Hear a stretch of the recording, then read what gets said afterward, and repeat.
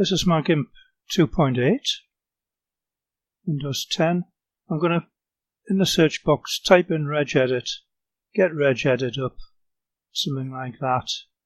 And what we're looking for is local machine, of course, and software. Then we need to look in Microsoft and a section called Windows, which is going to be down the bottom somewhere.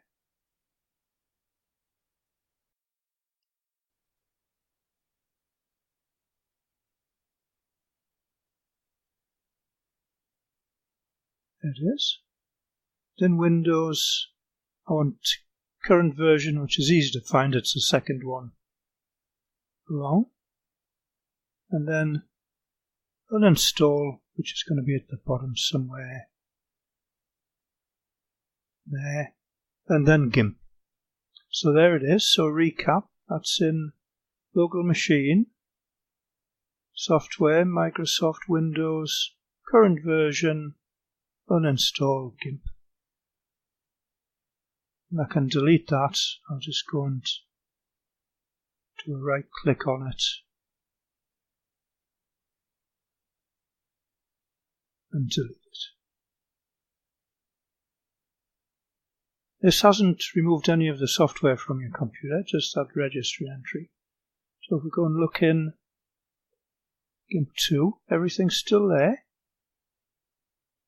And while we're here, go into your user section in your Gimp 2.8 profile and just rename that temporarily to stop Gimp 2.10. Copy it. Close that down now and I can go and find out wherever I downloaded 2.10 to, so I can go and open that. And it's a big application now, 150 megabyte installer, but don't trust the install. You do use the customize button.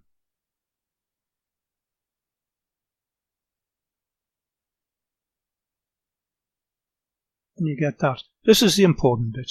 You'll overwrite your Gimp 2.8 if you leave that.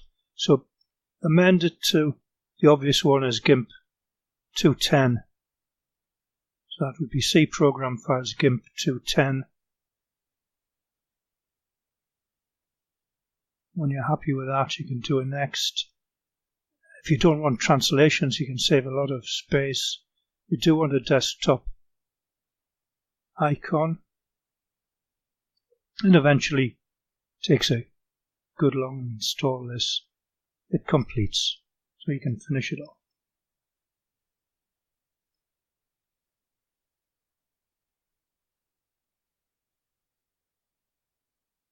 You can see there, checking in program files. I've now got a Gimp 2 and a Gimp 2.10. Starting this up,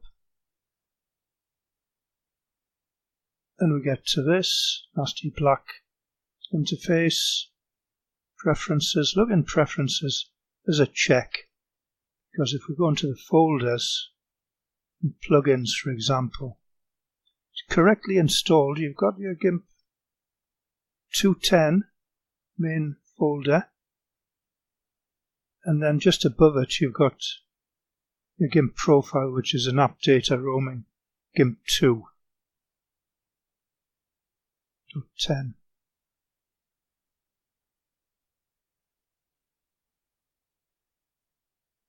So now, putting everything back to normal, I can go to the old Gimp 2.8 folder, make a shortcut. Very nicely put it on the desktop for me. And in users, I'll rename that back. Otherwise, when I run Gimp 2.8, it'll make a new one. There we are. Start up Gimp 2.8.